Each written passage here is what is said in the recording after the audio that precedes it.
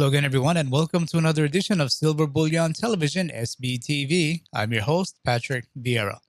Today, we have a returning guest on SBTV, Frank Holmes, who is the CEO and Chief Investment Officer of U.S. Global Investors, a boutique investment advisor specializing in emerging markets and natural resources.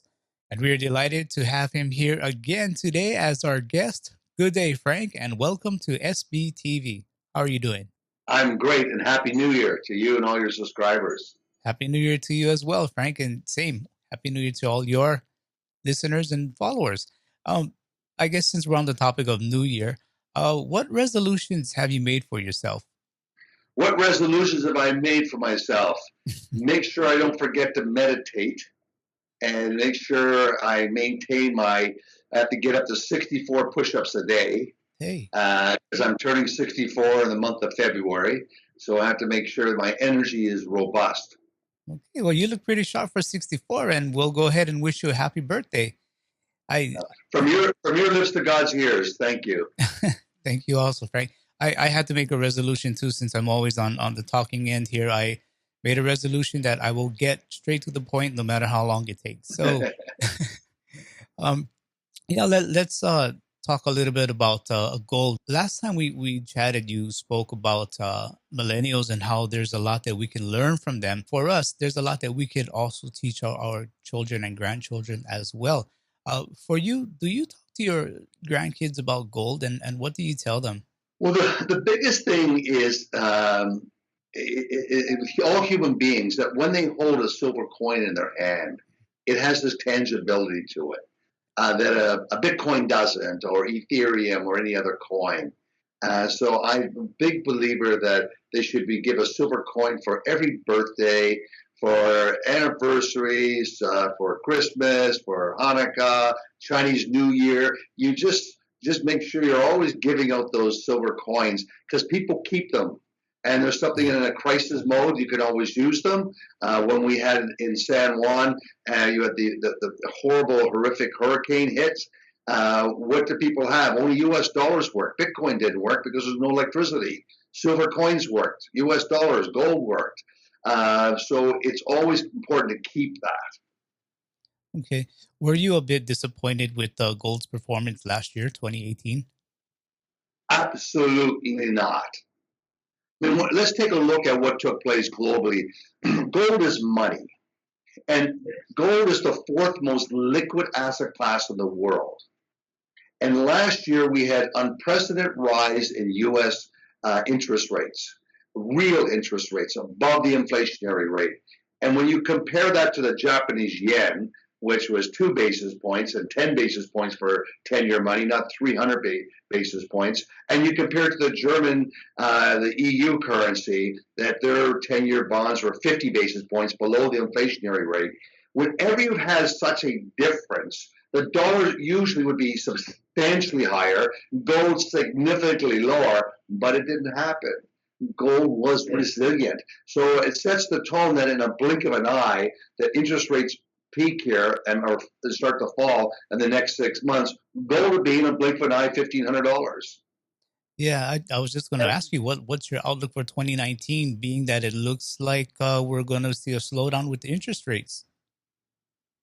Is very bullish. I also think the unwinding of quantitative easing 1, 2, and 3. If you look at the peak of gold at 1900, we had minus 300 basis points on your money. The government was getting people to buy their government bonds, losing 3% a year. Now it's plus 2.5% a year. So we're seeing a big swing, and I think that this debt unwinding is showing up more volatile in the stock market because it's bullish for gold. And what I guess I'm trying to highlight to your listeners, when gold peaked at 1900 was QE3.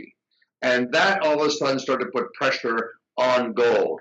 Now we're unwinding that. So it's another factor to be bullish for gold. Okay, how about are there any global events or ongoing themes that you think will be significant in its impact on the gold price this year? Well, yeah, you got to think about China. That the leader of China is gone back to Maoism, and he has this incredible power. And any type of a mistake he makes with this unprecedented power can have tremendous rippling effects globally. Why is that? Because when you add up America and the U and China, you have 40% of the world's GDP. They're 15%. We're 30. Excuse me. We're 25%.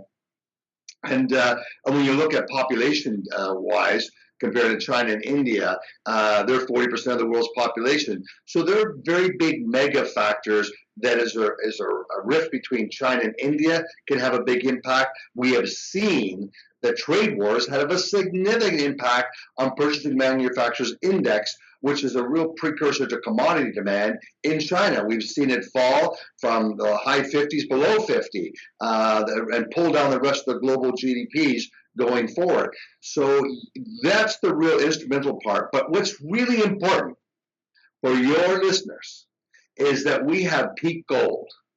And I really want to share this with them. There's no technological breakthroughs. We used to have peak oil until the frackers came along and made America a huge exporter. That was a game changer. But there is no person, there's no Superman. And by the way, he can only see through rocks and get stuck at lead. So there is no technological breakthrough, and there's no Superman to basically try to unlock. A lot of these deposits are deep, they're low grade, and we have the world like China and India, which has a high correlation to rising GDP per capita and buying more gold. And 60% of that love trade is for China and India. So I think we have peak supply, demand is a backdrop, and we have all these sort of financial uncertainty with Europe and Japan and America that you can get the fear trade, the love trade escalate to gold 1500. For the benefit of our listeners who may not be familiar with what peak gold means, could you explain to them what it is? So peak of a commodity basically says there's a supply restriction. And there have been no major discoveries for the past decade, no significant discoveries. And there's a huge drop in actually exploration dollars. When Newmont takes over Goldcorp, they don't increase their exploration dollars. In fact, they cut them because they basically won't expand, and they look for a reason to have them. You have Randgold with Barrick, and you have the capital markets really broken. It's hard for small cap exploration companies to speculate. It's hard to get speculative money. The regulatory environment is that basically they don't want speculation in junior technology or resource stocks. You can only speculate at casinos and buy lottery tickets. But the fact, so that's another factor I've seen in this formation of capital in Canada, in the US, and also in Europe. So let's come back to this thesis, all right? What is, you can have a soundbite for this. What is peak gold? Peak gold is a restriction in new supply coming on stream. And it can be because of an earthquake, it can be because of union strikes, or more significant, long-term peak basically is saying there's a lack of exploration and development of new reserves, and there's no growth. So the big mining companies have to buy each other to basically maintain the status quo. And that's what we've seen this past 6 months with Barrick and Randgold, and now Goldcorp and Newmont. And that is peak gold. And that means that we're going to get less and less supply coming out of mines going forward. And so we need a technological breakthrough. And there's nothing as of yet. You mentioned there have been no significant new finds as far as gold mining in the past decade. Do you think we've been at peak gold for these past 10 years? No, there's been a sort of lingering supply peaking. It's interesting to watch this sort of cresting, you would call it. Now, I laugh because we were talking yesterday that all the banks are forecasting gold supply is going to modestly increase, but they've been so wrong.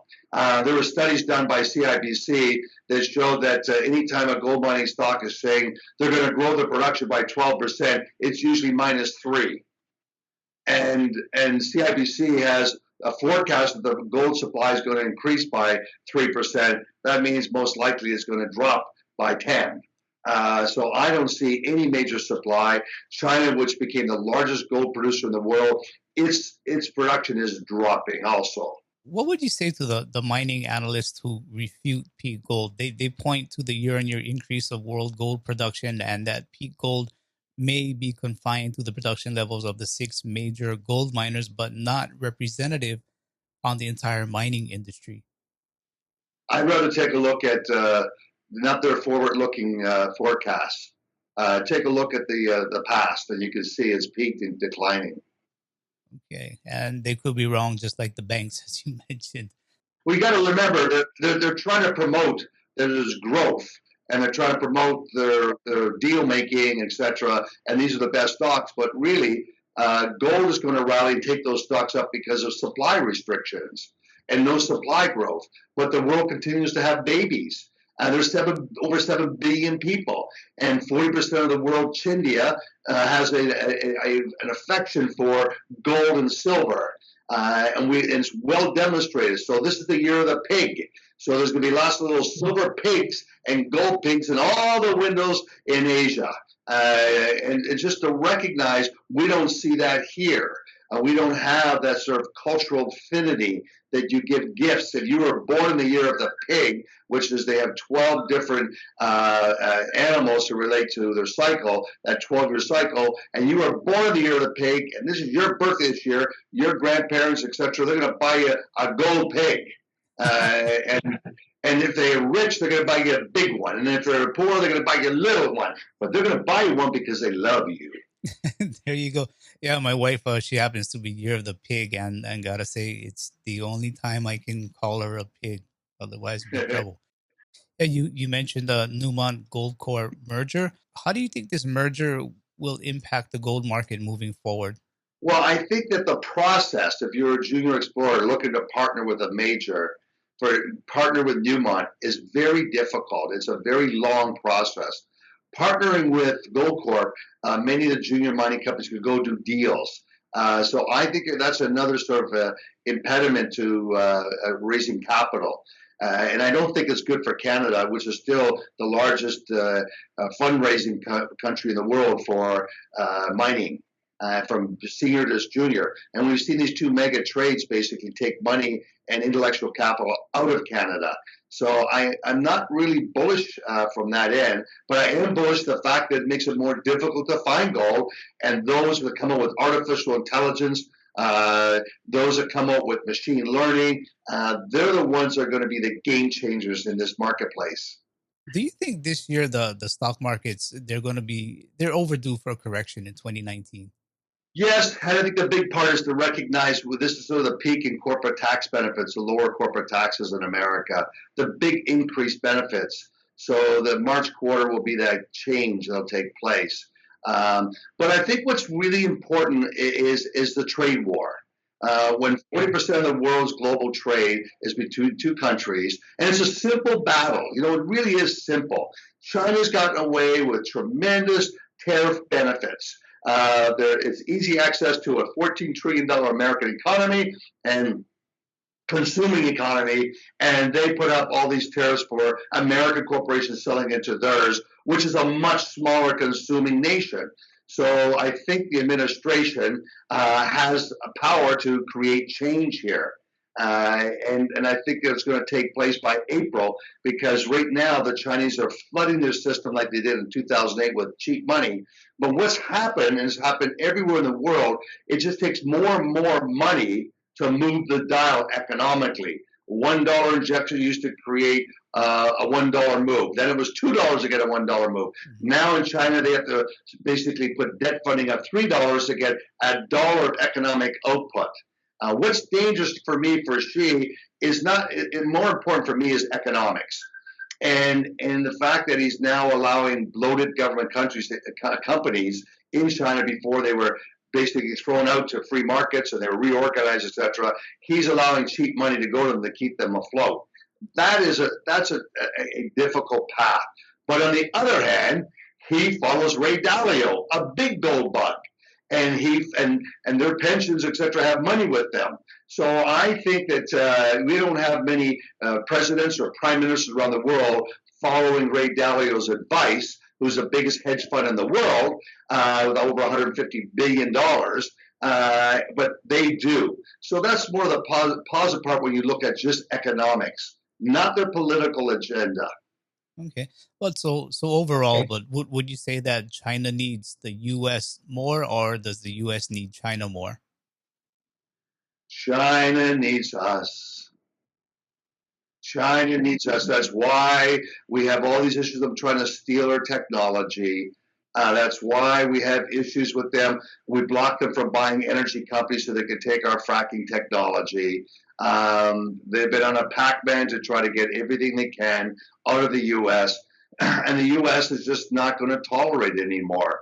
And that's just the reality of what's taking place. But I think that they want to have economic growth, that they have to drop the tariffs. Now, President Trump went over to EU and he gave them heck, and I think he gives everyone heck every morning. He wakes up and says, "Who can I heck?" But he went over and complained to them that it's not fair that Chrysler and Ford and General Motors have tariffs and selling it to Europe, but they have a free reign with BMW and Mercedes, and they're going to slap a tariff on their cars equal to what they put on American cars. And guess what? Immediately Merkel ran to the EU, socialist bureaucrats, and they changed the policies and they made it more competitive, so it's a more level playing field. All America wants is a level playing field, like in a sports team. If you have basketball players, you say no one team, an American team, can be above 5 feet, and everyone in China's basketball Olympic team can be over 7 feet. Now, guess what? It's an unlevel playing field. And America saying, no, we want a level playing field, and then let's compete. So I think that China is very commercial orientated. I think that it was shown what happened in North Korea. And so with that, I remain more constructively bullish that it's all about the money, because no money, no funny. I hear you. But all about the money. Does it matter, or how significant is it that China is one of the largest holders of U.S. Treasury bonds? No, it's natural because they're just in on trade. It's just a rational, intelligent transaction that's inexpensive to facilitate. So I don't think so. And it's been a smart move because the U.S. dollars remain strong. And that shows you how smart they are from an investment point of view. Okay. Does the news about de-dollarization, does that concern you in any way? No, it doesn't. What really concerns me is the excessive AML, KYC, the expense of that, of even domestically, of moving money between people that have had relationships in a bank for 20 years and they know where you work, etc. It's become very, very difficult. It was originally to go after Al Qaeda and ISIS and drug lords, but it's gone after every citizen. So every citizen is treated the same, and I think that that's a flawed process. They've got to find a way to streamline that to allow money to flow freely, because money is like blood in our body. It must flow freely. And one of the issues of diabetes is that when it stops blood flowing freely, and then blood gets stuck in your feet. And what happens though is that they cut it off. You know, blood has to flow freely, so does money. Oh, frankly, scaring me. I think I better stay away from Coke and sugar and everything else. Too much of anything is good. I hear you. Hey, let's switch over to cryptocurrencies. 2018, pretty much a bear market year for cryptos, and it took out a lot of the speculative interest from the industry. How do you feel about the future of cryptocurrencies at this point? Future still bright? You know, for me, it's the most remarkable experience because I've never experienced a such a rapid bull market and bear market all in one year. I had never experienced such wealth creation and then wipeout. Looking longer term, what's important is that most of this is a cash trade. It's really not leveraged. The only leverage really came out when they peaked, when they basically capped Bitcoin with the futures market. And I think that was a way to suppress the Bitcoin prices. There's lots of litigation that's taken place and disclosure on price suppression of silver and gold, spoofing markets when it's a Chinese New Year or it's the first week of October. I think that there was some real global, organized, synchronized suppression of Bitcoin and cryptocurrencies. There's some good things out of it, and there's some challenging things. But I think that some of these old age politicians have to be really cognizant that millennials are in power, and they have a different set of values. They don't want to trade just from 9:30 to 4 o'clock. They want to trade 24/7. They are speculators. $5 billion went into speculative coins because it was easy. And it's very difficult to have speculative money go into the stock market today. It's all been pushed and channeled to go into casinos and buy lottery tickets. So hopefully that regulatory world can not just totally try to suppress it, but all of a sudden open up the stock market. So what is an investment? What is the savings account? What is an investment account? And what is the speculative account? And recognize that at age, people should have less money speculating, but they have to allow speculation, or otherwise you just can't stop it like they tried with alcohol. And you had prohibition, and then all that did is lead to Al Capone. And all that tragedy. So then they had to change the Constitution to allow alcohol again. People are going to speculate. And it's important to recognize how do you manage the speculation rather than trying to stop it. And the other part is what I discovered is the digital world is that these millennials trust things different. They trust Tinder. I wouldn't trust Tinder. I don't know who that person is. And they make a decision, yes, no, yes, no. All these little boys right now that are playing video games, if they're good, they get rewarded with a digital currency in that game, which they can buy more games. So you have the indoctrination around the world of all these young boys, in particular, I'm saying boys because that's what data shows, the research, that young men to boys are the biggest players of mobile gaming. And the numbers are staggering. There's more money spent on that type of gaming than there is in all movies and music combined with both genders. So they're all speculating, they're all gaming, and they get rewards in a digital currency. So their world, they accept the digital currency. It's easier to do. And the other thing that's a phenomenon for me is to see these conferences are still packed. If gold fell 90%, no one would show up. If the stock market fell 90%, there'd be no one CNBC would have to shut down because no one want to watch it. They're packed, these conferences. I was at a new coin that came out a couple of weeks ago in London, England, and I thought it was out of Oliver Twist days, and it was 8 o'clock at night in the old part of the city, scary, dark, windy, and rainy, and there's 80 people talking about the new Grin coin that was launched, and all these intellectuals and people in suits on a Tuesday night. I mean, that would never happen in gold.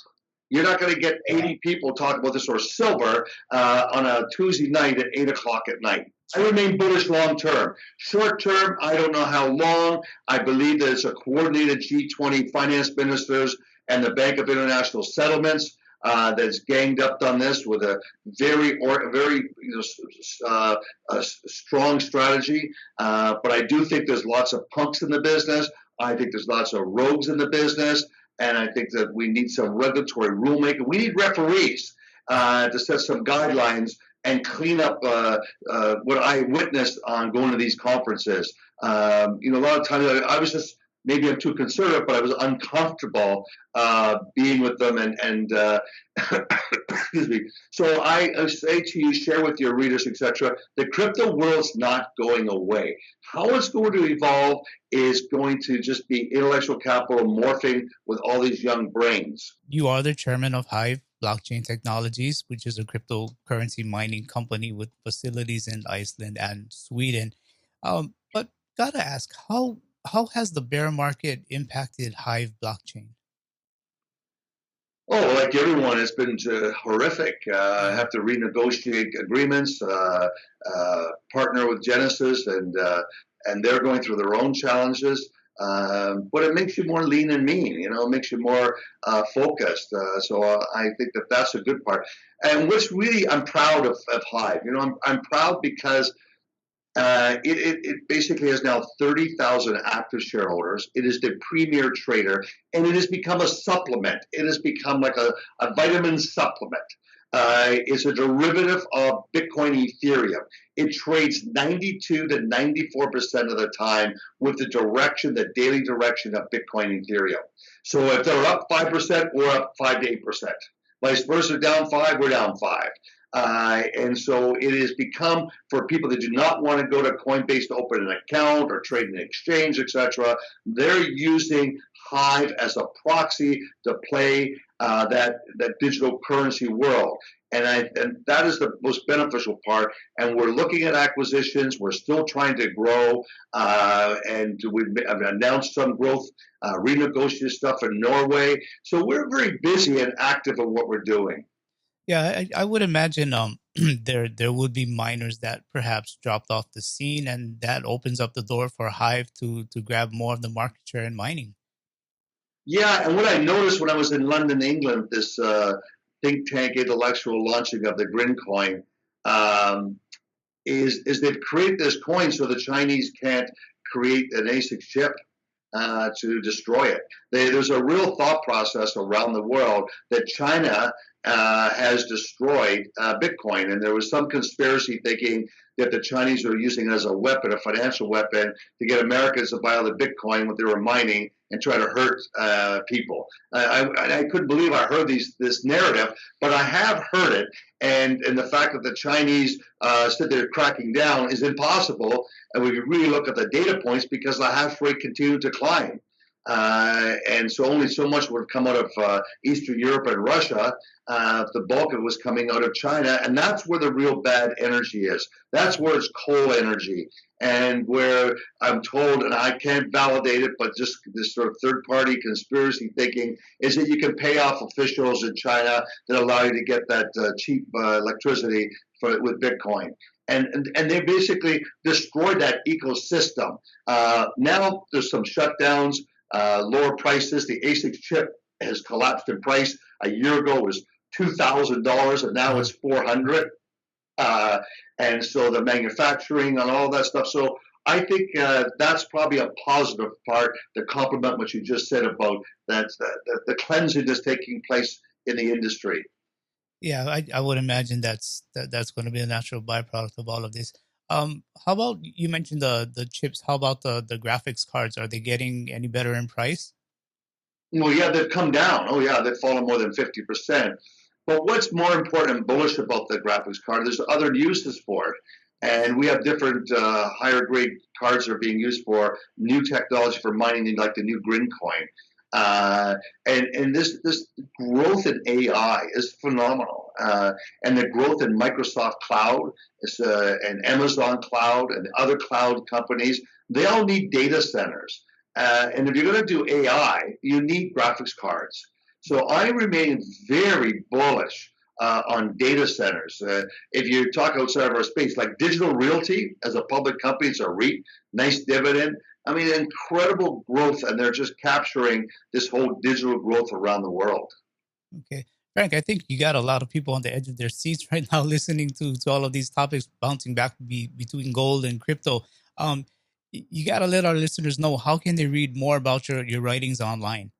How can they? Well, they go to usfunds.com and they can subscribe to the Investor Alert. If we publish every week, it's a collaboration by the investment team, and we have a process of 4 structured paragraphs, 3 strengths, 3 weaknesses for last week that drove the market, and what potentially next week could be 3 opportunities or threats based on new economic data points coming out. It's comprehensive and concise. Our marketing team has won 88 marketing awards in a competitive arena for education. So I'm very proud of it. And then there's my Frank Talk blog. Yeah. If you're bored and you've got insomnia, I highly recommend you read it, because by the second paragraph, you'll be snoring. Oh, it's much better. It's something that's going to keep you awake at night for sure.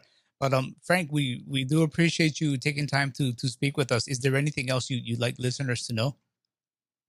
One of the most important things is to really stay positive. It's such an important part. And recognize that everything is energy, as Nikola Tesla said, and so did Einstein. And our energy, when it's positive, creates a positive thought, as it transfers into a positive word. And the positive word turns into a positive feeling. And then we have another transfer of energy that goes into a positive action. MIT has done research and has shown that when you are looking for more positive than negatives, that you actually see opportunities as a money manager or as an investor or a saver, that you see for your own health and for your own wealth. It's much more positive. So not to be Pollyanna, but you have to really train the brain to look for the good things and have gratitude. And gratitude is the most important element of successful investing. Great advice, Frank. I think I'm going to take that for myself personally, and definitely listeners are going to hear that as well. But again, we do thank you for your time, and positive Frank Holmes. We hope to do this again sometime. Happy investing. Thank you, Frank. Appreciate it. That was Frank Holmes, CEO of USA Global Investors and chairman of HIVE Blockchain Technologies. For more of his writings on precious metals, please visit his website, www.usfunds.com. If you like this video, please hit the like button and subscribe to the SBTV channel to be updated on new content. And do also check out the SBTV podcast on iTunes and Spotify.